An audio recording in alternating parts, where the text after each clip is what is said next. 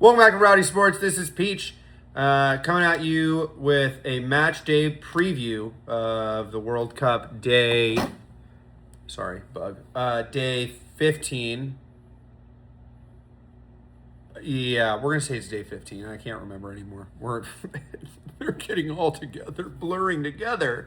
Ecuador versus Germany, Curacao versus Ivory Coast, Japan versus Sweden, Tunisia versus the Netherlands, Turkey versus United States, and Paraguay versus Australia. All right, let's start with Germany versus Ecuador, and we'll try to be quick. We're going to pick maybe 2 to 3 players, 4 players total per match that we're going to kind of look at and who we think are going to be good. Undav on Germany is someone I put real high on this list. Germany have already topped their group, so they don't necessarily need to win, and they're probably going to rest a lot of players. The players that I'm looking at are David Raum and Undav.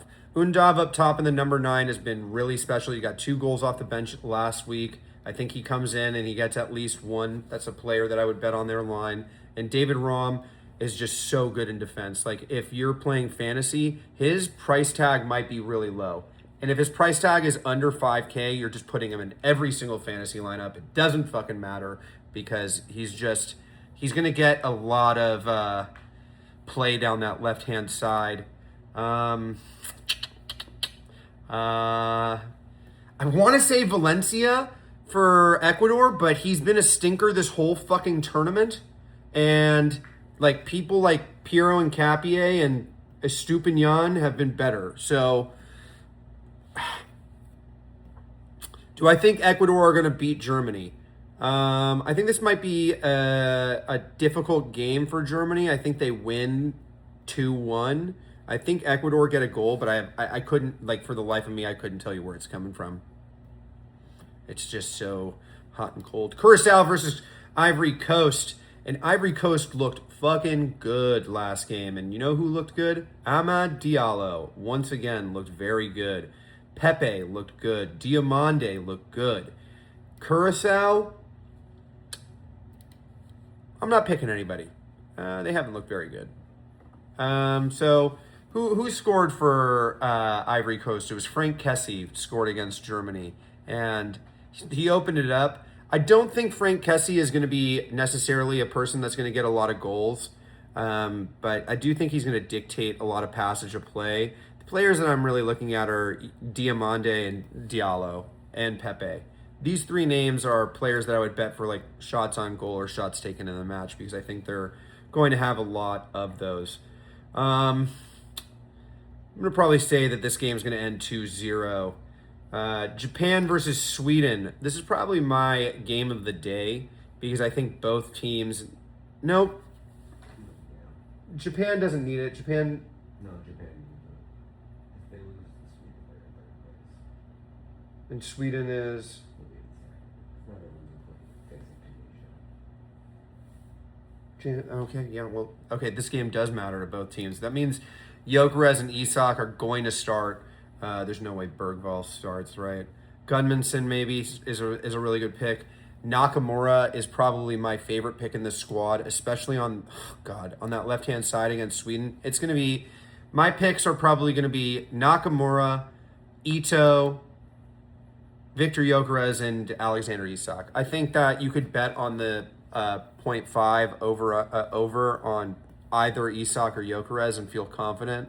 I don't know that necessarily both of them get a goal. I bet on the goal assist for Gyökeres because I think he's more likely to play Isak in than Isak is to play Gyökeres in, which is because Gyökeres drops a lot lower in the Sweden team and then adds like the link-up play, whereas Isak is the player that comes in behind and tries to fight people in the middle of the box, is what I've noticed with this team. Man, Nakamura has been on fire all tournament. It'd be like crazy not to bet on him, you know?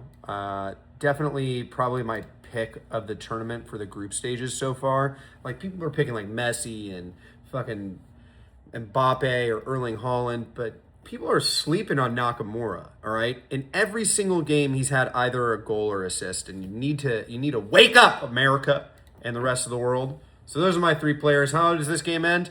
I'm going to say a 2-2 draw. And I do not think that's good for Sweden, but that's how I think it's going to end. Unfortunate.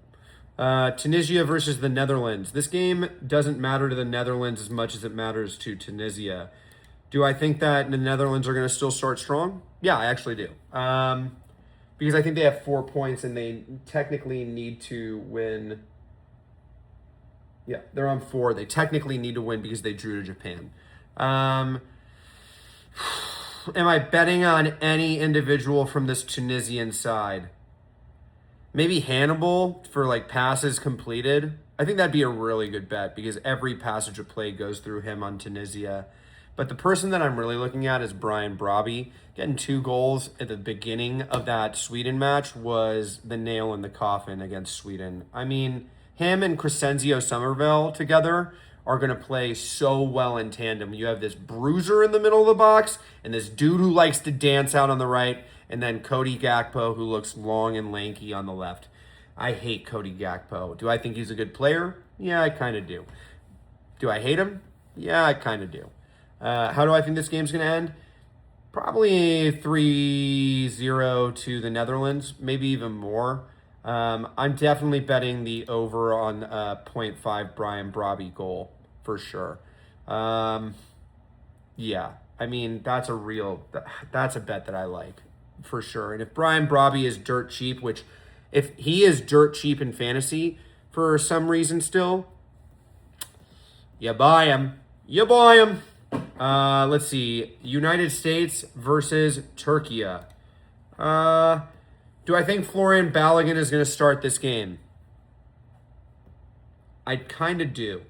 Especially with some of the other players being out because they don't want to accumulate that second yellow card. I think that players like Weston McKennie and Balogun are both going to play. Maybe Haji Wright plays instead of Balogun, but I for some reason in my head I see him. He's gonna be on the field tomorrow, America and shit. Anthony Robinson. You know who I think is probably the most unsung player, a point hawk in this team, is probably Serginho Dest.